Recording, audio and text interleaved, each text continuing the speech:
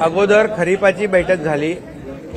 खरीपाची बैठकीमध्ये सर्व विभागांना सूचना दिलेल्या आहेत की खतं आणि बी बियाणं उत्तम प्रकारची असावी, निकृष्ट दर्जाचे बोगस बियाणं वगैरे मिळता कामा नये। असं जर मिळालं तर त्याच्यावर कठोर कारवाई केली जाईल आणि त्यांना बिलकुल कुणी पाठीशी घालणार नाही। आणि त्याचबरोबर सेंद्रिय शेतीला प्राधान्य देणं आवश्यक आहे। या ठिकाणी SRT तंत्रज्ञान वापर केल्यामुळे शेतकऱ्यांचं उत्पन्न वाढलेलं आहे, त्याला ज्यादा तुम्ही प्राधान्य द्या। त्याचबरोबर आपल्या शेतामध्ये शेणखताचा ज्यादा वापर करा, सेंद्रिय शेतीला ज्यादा प्राधान्य द्या। या शेतीची जमीन जी आहे त्याची पोत वाढवण्याचं काम करा। क्लस्टर शेतीचं क्लस्टर म्हणजे शेतकऱ्यांचं गट तयार करून क्लस्टर शेती केली तर त्यामध्ये देखील मोठ्या प्रमाणावर शेतकऱ्यांना फायदा होईल, कारण जमीन शेतकऱ्यांची कमी असते। मग एकत्र आल्यानंतर जास्त जमीन होते आणि त्यामध्ये जास्तीचं पीक त्यांना घेता येतं। त्याचं ब्रँडिंग मार्केटिंग करण्याच्या देखील सूचना दिलेल्या आहेत। आपण एक्सपोर्ट देखील काही भेंडी करतो, ढोबळ मिरची करतो, त्याचं देखील प्रमाण वाढलं पाहिजे। या बाबतीमध्ये देखील चर्चा झालेली आहे। ॲग्रीस्टॅक योजना जी आहे तिला पूर्णपणे डिजिटाईज करतोय आपण।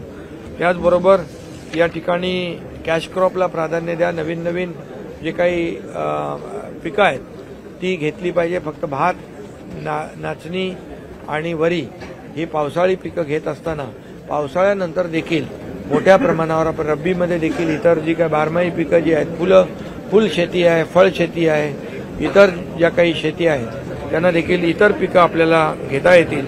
आणि म्हणून त्यामध्ये अनेक लोकांनी कतोरे साहेबांनी सुचवलं की आपण सुरण घ्या, फणस घ्या, फुलांची शेती करा, याला आवाकडू, या सगळ्या ज्यातून शेतकऱ्यांना ज्यादा पैसे मिळतील त्याला प्रोत्साहन देण्याचं काम या ठिकाणी केलं पाहिजे।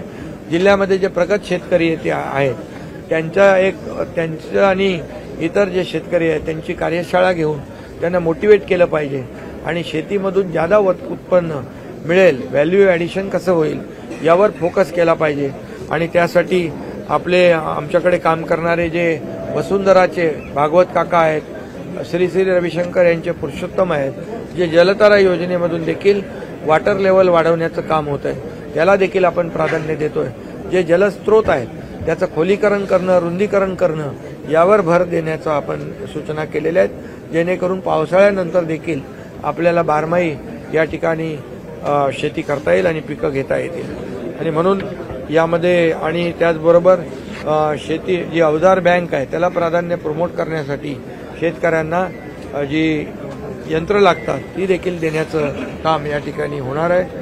आणि मला वाटतं एकंदरीत खरीप हंगामाचा व्यवस्थित नियोजनबद्ध आपण काम केलं तर मोठ्या प्रमाणावर शेखर भडसावळ्यांचं देखील मार्गदर्शन याला मिळत असतं SRTला, आणि त्यामुळे शेतकऱ्यांना कमी खर्चामध्ये ज्यादा उत्पादन मिळणं, जसं आदरणीय प्रधानमंत्री म्हणाले की डबल इन्कम, तर ते उत्पादन डबल होणं यासाठी जे काही उपाय करायचे ते उपाय, योजना आणि नियोजन करण्याच्या सूचना आजच्या बैठकीमध्ये दिलेल्या आहेत। त्यामुळे मला विश्वास आहे खरीपाचा हंगाम शेतकऱ्यांचा चांगला होईल आणि कुठेही त्यांना नुकसान होणार नाही, अशा प्रकारचं नियोजन करण्याच्या सूचना दिलेल्या आहेत। बोगस बियाणं जे कोणी देतील त्यांच्यावर कठोर कारवाई केली जाईल, त्यांना जेलमध्ये टाकलं जाईल।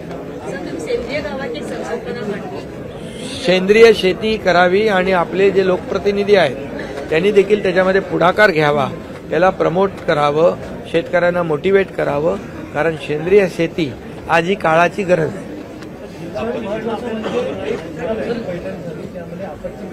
आपत्ती व्यवस्थांच्या बद्दल प्री मान्सून वर्ग जी बैठक झाली त्यामध्ये सर्व महापालिका, नगरपालिका होत्या आणि त्यामध्ये महापालिका, सिडको, MMRDA, MSRDC, PWD, महसूल आणि इतर सर्व डिपार्टमेंट जे आहेत हे सर्व इरिगेशन सर्व डिपार्टमेंट त्याच्यामध्ये NDRF होतं, TDRF होतं आणि त्या सर्व डिपार्टमेंटच्या बरोबर चर्चा झालेली आहे। आणि हे मान्सून पूर्व जे काम आहे हे दर वर्षाचं आपल्याला त्याचा अनुभव आहे आणि दरवर्षी त्याची आपलं नियोजन आणि तयारी आपण करत असतो। आणि त्यामुळे रेल्वे असेल, रेल्वेची नाले सफाई असेल, रस्त्यांचं दुरुस्तीकरण असेल, या सगळ्या गोष्टी प्राधान्याने वाहतूक कोंडी होऊ नये यासाठी देखील पोलीस विभाग जो आहे, पोलीस विभाग देखील या ठिकाणी त्यांना ज्या काही अडचणी आहेत त्या देखील त्यांनी सूचना या ठिकाणी केलेल्या आहेत. एक आपण कलेक्टर आणि आपले हे RDC CO ते नोडल ऑफिसर म्हणून काम करतील. या सर्व यंत्रणांशी ते संपर्क ठेवतील आणि कुठेही काही कुणाला अडचण येणार नाही आणि जे धोकादायक इमारती आहेत त्या देखील त्यांचं देखील सुरक्षित स्थळी स्थलांतर करणं, किंबहुना पावसाळ्यामध्ये होर्डिंग पडून दुर्घटना होऊ नये म्हणून त्याचं स्ट्रक्चरल ऑडिट करणं आणि स्ट्रक्चरल ऑडिट करत असताना जे बेकायदेशीर होर्डिंग आहेत ते पडू शकतात त्यांना ताबडतोब त्यांच्यावर कारवाई करून ते होर्डिंग कापून टाकणे अशा प्रकारच्या देखील सूचना दिलेल्या आहेत. वृक्ष छाटणी करणे, त्याच्यामुळे कुठला अपघात होऊ नये यासाठी देखील पूर्णपणे सूचना दिल्यात. काही सकल भागात पाणी साचतं त्या बोटिंगची व्यवस्था दरवर्षी करतात, त्यांचं बोटिंगचं देखील नियोजन लोकांनी केलेलं आहे. सेफ्टी टूल जे आहेत त्याचं देखील नियोजन सगळ्यांनी केलेलं आहे आणि मला वाटतं जे मॅनहोल आहे त्याच्यावर देखील फोकस केलेलं आहे, कारण ते महत्त्वाचा भाग आहे आणि तिथं कुठलाही अपघात होऊ नये. सकल भागामध्ये साचलेलं पाणी पंपाद्वारे बाहेर टाकलं पाहिजे याचं देखील नियोजन आपण केलेलं आहे. आणि रेल्वे खालचे कलवर्ट मगाशी मी सांगितलेलं आहे, MMRDA मार्फत देखील 24/7 त्यांचं मॉनिटरिंग आहे आणि त्याचे देखील ते काम करतात. PWD MSRDC हे आपापले रस्ते जे आहेत हे सुस्थितीत आणतील. MSEBने मान्सूनपूर्व कामं पूर्ण केली पाहिजे आणि कुठल्याही परिस्थितीमध्ये विद्युत पुरवठा खंडित झाल्यानंतर ताबडतोब विद्युत पुरवठा सुरू करणं ही देखील MSEBची जबाबदारी आहे, ती त्यांनी केली पाहिजे. आरोग्य यंत्रणा पुरेसा औषध साठा जो आहे, मग जिल्हा परिषद आहे, सिव्हिल सर्जन आहेत, त्यांनी सगळं पावसाळ्यामध्ये स्नेक बाईट, विंचू हे जे काही आहे मोठ्या प्रमाणावर तर त्याचं सगळं औषध आणि त्याची व्यवस्था त्यांनी केली आहे. साथीच्या आजारांची औषध व्यवस्था या ठिकाणी केलेली आहे. साथीचे आजार पसरू नये म्हणून फवारणी ज्या लागतात त्याचं देखील व्यवस्था केलेली आहे. पुरेसा अन्नधान्य साठा करण्याच्या देखील सूचना दिलेल्या आहेत, त्यांनी देखील त्याचं नियोजन केलेलं आहे. आणि NDRFची टीम देखील 2 टीम आपल्याकडे आलेल्या आहेत कल्याण आणि ठाण्यासाठी. त्यांची राहण्याची सर्व व्यवस्था आपण केलेली आहे, त्यामुळे इमर्जन्सीमध्ये ताबडतोब ते आपल्याला मदतीला येतील. TDRF जी टीम आहे ठाणे महापालिकेची, ती देखील टीम सगळीकडे काम करते आणि आता तर शासन म्हणून TDRFच्या धर्तीवर संपूर्ण प्रत्येक महापालिका जिल्हा स्तरावर एक यंत्रणा नव्याने आपण उभी करतोय. म्हणजे NDRF येईपर्यंत TDRF तुरंत जाते ताबडतोब, अशा प्रकारची देखील यंत्रणा उभी राहते. नॅशनल हायवेचे जे काही रस्ते आहेत ते देखील युद्ध पातळीवर दुरुस्त करण्याच्या सूचना दिलेल्या आहेत. फॉरेस्टचं देखील या ठिकाणी जे काही आवश्यक मदत आहे त्यांना देखील रस्त्याची दुरुस्ती असेल, जे एक्झिस्टिंग रस्ते आहेत जे वर्षानुवर्ष आपण वापरतो त्याच्यावर ट्रॅफिक चालले, वाहन चालले आले, तर तिथं देखील ताबडतोब त्यांनी परमिशन दिल्या पाहिजेत यावर देखील सूचना दिलेल्या आहेत. पोरबंदरचा जो गायमुख घाट आहे यावर्षी वनविभागाला आपण एक आदेश दिले मगाशी की तो काँक्रीटचा व्हायलाच पाहिजे, त्या संदर्भात काय सांगतो? नाही, त्याच्यामध्ये मी सूचना दिलेल्या आहेत की तो रस्ता जो आहे काँक्रीटचा करायचा आहे. काँक्रीटचा रस्ता मंजूर आहे, फक्त आता पावसाळ्यामध्ये तो आपल्याला करता येणार नाही, पण तोपर्यंत मास्टिक असेल किंवा डांबरी रस्ता तिथं केला जाईल आणि पावसाळ्यानंतर तिथं आपण काँक्रीटचा रस्ता करू. नाही तर मिळेल ना, त्यात इथल्या आम्ही वरिष्ठ जे आहेत वन विभागाचे अधिकारी त्यांच्याशी बोलू, वनमंत्र्यांशी बोलू, कारण तो आवश्यक आहे. वनमंत्री आपले ठाणे जिल्ह्यात राहतात ना, गणेश नाईक साहेब, त्यामुळे सार्वजनिक हिताच्या कामामध्ये वन विभाग कुठलाही अडथळा आणणार नाही.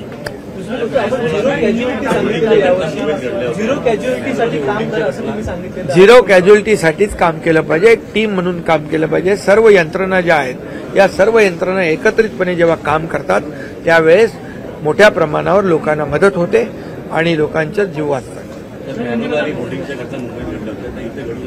त्याच्या बाबतीत सूचना दिलेल्या आहेत, अधिकाऱ्यांना जबाबदार नाही, त्यांना सांगितलं स्ट्रक्चरल ऑडिट करा, ताबडतोब बेकायदेशीर होर्डिंग असं कापून टाका आणि कुठल्याही परिस्थितीमध्ये मॅनहोलमधून दुर्घटना होऊ नये आणि होर्डिंग पडून दुर्घटना होऊ नये, नाहीतर संबंधित अधिकाऱ्याला जबाबदार धरलं जाईल.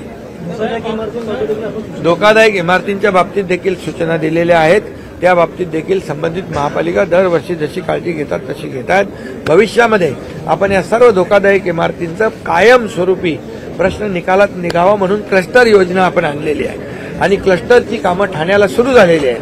ही संपूर्ण महापालिका क्षेत्रामध्ये धोकादायक इमारती ज्या आहेत या क्लस्टरच्या माध्यमातून त्यांचा एकत्रित विकास करण्याला सरकारने तो निर्णय घेतलाय. त्यामुळे हा विषय कायमचा निकाली निघेल. एक विशेष आमदारांनी विमानतळ प्राधिकरणाकडे मागणी केली होती की जी तुर्कीची कंपनी आहे त्या तुर्कीच्या कंपनीचा कॉन्ट्रॅक्ट ताबडतोब रद्द करा आणि विमानतळ प्राधिकरणाने केले देखील आहे.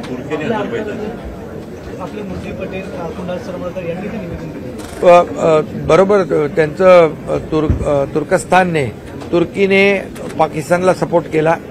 जो आपल्या भारताच्या मुळावर उठलेला पाकिस्तान आपल्या पहलगाममध्ये जे बेकसूर आपल्या नागरिकांना मारण्याचं पाप केलं आणि मग आदरणीय प्रधानमंत्री मोदीजींनी ऑपरेशन सिंदूरमुळे त्या पाकिस्तानचा नायनाट म्हणजे त्यांना जशा त्याचा धडा शिकवला.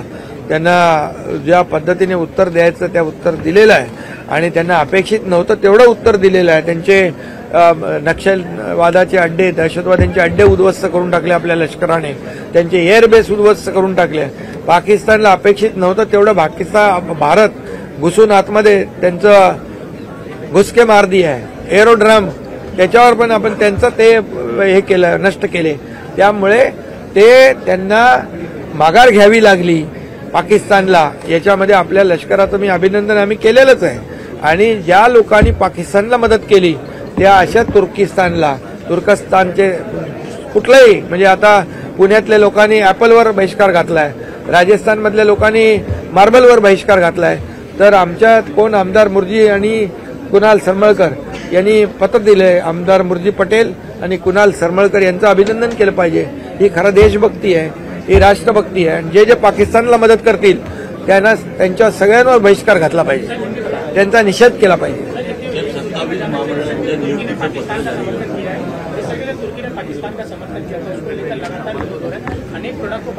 जो पाकिस्तान को सपोर्ट करेगा वो देश के ऊपर बहिष्कार डाला जाएगा. तुर्किस्तान ने जो पाकिस्तान को सपोर्ट किया इसलिए जो देशवासी जो है पूरी तरह उसके ऊपर नाराज है और सभी लोगों को एक जो भावना है कि इसलिए उनके ऊपर बहिष्कार डाला गया, बाइकआउट किया गया है. उनके जो भी वहाँ के जो एप्पल हो मार्बल हो ये कोई खरीदेगा नहीं. भारत देश में उसको कोई यहाँ पर उसको विरोध करेगा. और अभी जो हमारे मुर्जी पटेल एमएलए और कुणाल सरमळकर इन्होंने भी विरोध किया है. कोई लेटर दिया है कि यहाँ से कोई, तो इसके लिए मैं उनको भी धन्यवाद देता हूँ. हर एक जो देशभक्त है जो देश पाकिस्तान को सपोर्ट करेगा उसके खिलाफ हमारी देशभक्ति जागरूक करेगा. अभी क्या है, अभी माफी मांगने से कुछ नहीं होता है. अभी उसको बराबर सबक सिखाएंगे.